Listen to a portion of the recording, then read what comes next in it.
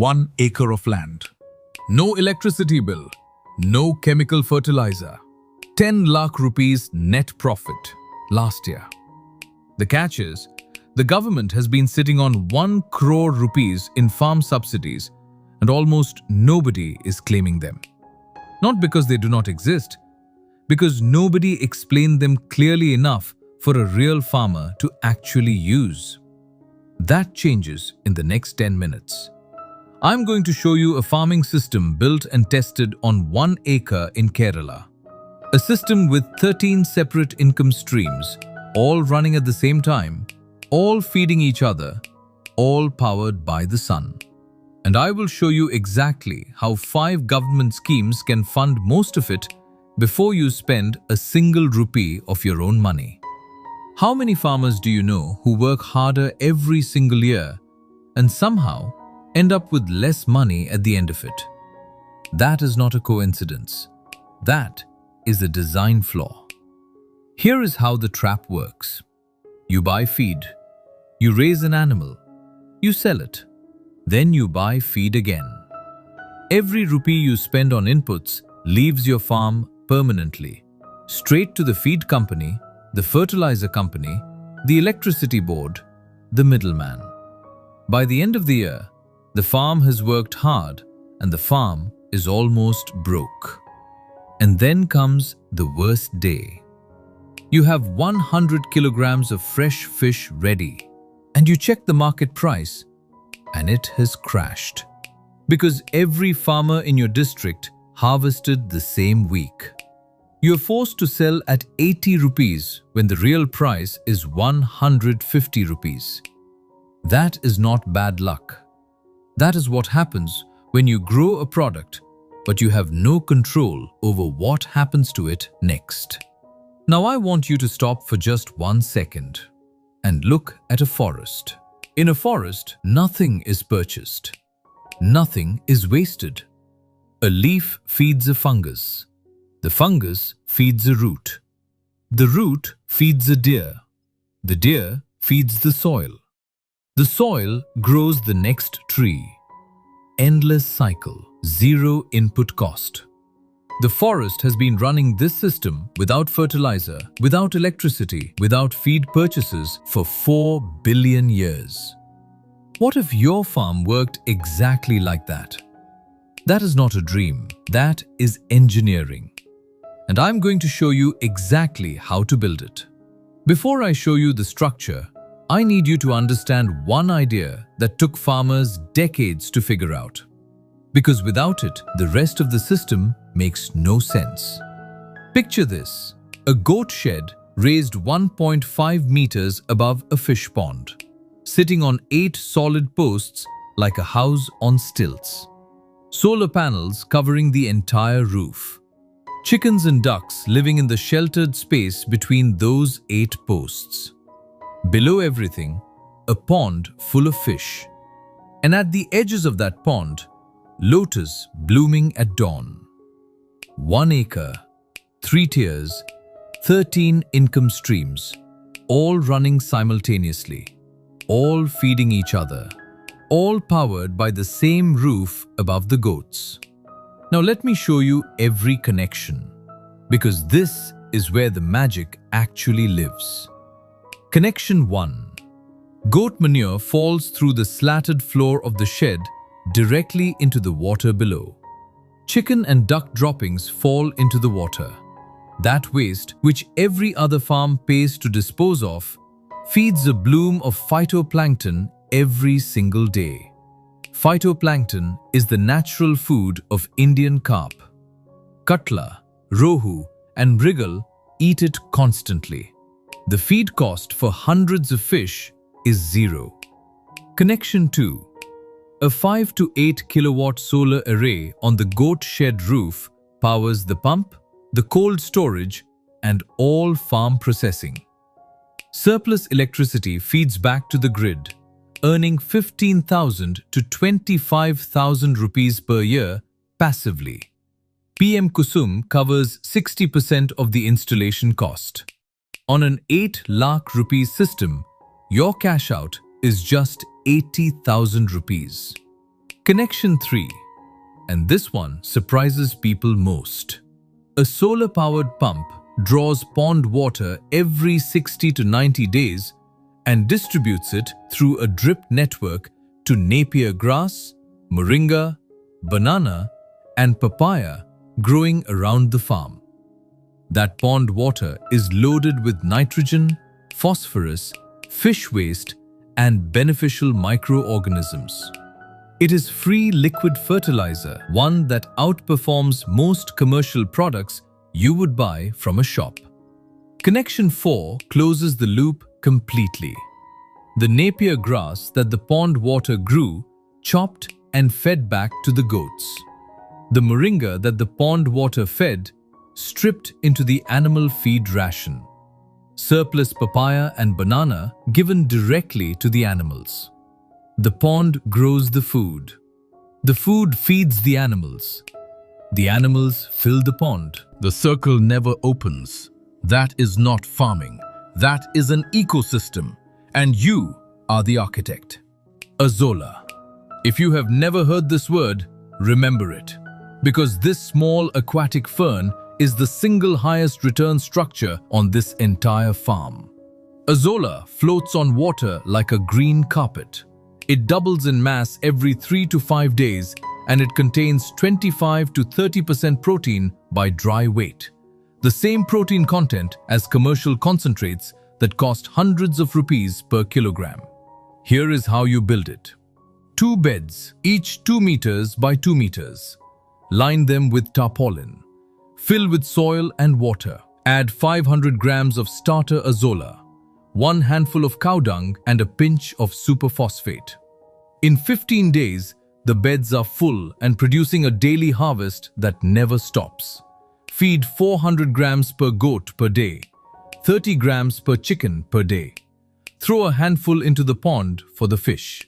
Monthly running cost under 50 rupees. Monthly value in saved feed bills several thousand rupees. Surplus azolla sold to neighboring farmers, 6,000 rupees per year. No other structure on this farm gives you this return for this investment. Now, the one that makes your farm unforgettable. Lotus. Plant lotus in 20 to 30% of your pond's shallow edges. It absorbs excess nitrogen from the water, keeps oxygen stable, and actively improves fish growth. Rohu feed on decaying lotus matter. Water quality improves, fish grow faster. And here is what nobody tells you about lotus. From just the shallow edges of a 15 by 10 meter pond, you can produce 8,000 to 12,000 flowers per season. At 5 rupees per flower, and prices rise to 8 rupees to 10 rupees during Onam and Diwali. That is 40,000 rupees to 60,000 rupees per season from flowers. The rhizomes sell at 60 rupees to 100 rupees per kilogram. The seeds are a premium health food. The leaves are used as natural serving plates at weddings across Kerala and Tamil Nadu. And a pond edged with lotus blooming at sunrise? People photograph it, they post it. Your farm appears in thousands of Instagram stories without you spending a single rupee on advertising. That organic visibility is something no marketing budget in the world can manufacture. One rule: never let lotus cross 30% of your pond surface. Beyond that, it blocks sunlight from the water column and kills the phytoplankton your fish depend on. Here are the 13 income streams this farm produces simultaneously. Goat kids sold for meat, 92,000 rupees per year. Goat milk from does already on the farm, 22,000 rupees. Country eggs from hens and ducks, 24,000 rupees. Poultry meat from culled birds, 10,000 rupees. Fish, 1.04 lakh rupees. Lotus flowers, rhizomes, seeds and leaves, 40,000 rupees to 60,000 rupees. Organic manure sold or saved as fertilizer, 12,000 rupees. Moringa leaves and powder, 25,000 rupees. Drumstick pods, 12,000 rupees. Papaya and banana, 25,000 rupees. Azolla sold to neighboring farmers, 6,000 rupees. Solar electricity surplus sold back to the grid, 16,000 rupees. Raw income from those 13 streams, nearly 4 lakh rupees. Add 1 to 2 lakh rupees from value-added products you process on the farm. Add 60,000 rupees in feed costs you never have to pay because Azolla and pond water handle them. Net profit in year 2, comfortably above 5 lakh rupees. By year 3, this crosses 10 lakh rupees per year. Not as a projection, not as a hope, as arithmetic. If 3 of those 13 streams fail in a bad year, disease, drought, a market crash, 10 others keep you standing. That is not luck. That is what a real farm system looks like. Selling raw products is the least profitable thing you can do with this farm. I need you to hear that clearly. 1 liter of goat milk sells for 50 rupees. That same liter turned into a bar of goat milk soap sells for 150 rupees. 1 kilogram of fresh moringa leaves sells for 40 rupees. A packet of moringa powder made from those leaves sells for 300 rupees to 500 rupees. 1 kilogram of fresh fish sells for 130 rupees. Dried or smoked, 4 to 6 times that. Processing does not add complexity. It multiplies the value of everything you already have. And remember that worst day I described at the beginning? 100 kilograms of fresh fish, price crashed, forced to sell at 80 rupees. A simple solar-powered cold room beside the farm ends that day permanently. You hold the fish. You wait 3 days. You sell when the price recovers, on your terms, not the market's worst day. That one decision alone can recover the entire cost of the cold room in a single season. The government subsidizes 35 to 50% of cold storage construction under PMKSY. The solar roof above the goats powers it. The operating cost is 0. Now, the section I promised you at the beginning. This money exists. It has always existed. Almost nobody is using it. Scheme 1. The National Livestock Mission. 50% capital subsidy on goat farm setup up to 30 lakh rupees. Poultry covered up to 25 lakh rupees. Apply at nlm.udyamamitra.in.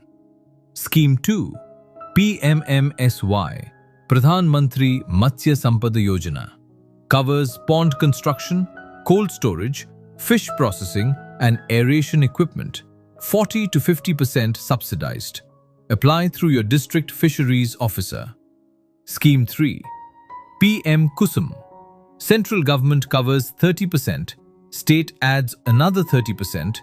Together, 60% of your solar system is funded.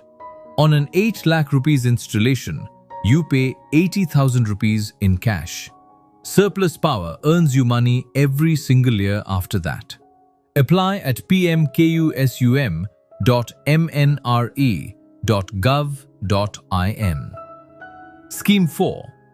PMKSY Cold Chain and PMFME. Up to 10 lakh rupees as a direct grant for micro-food processing. Moringa powder, goat milk products, dried fish. Apply at sampada.mofpi.gov.in. Scheme 5. AHIDF, the Animal Husbandry Infrastructure Development Fund.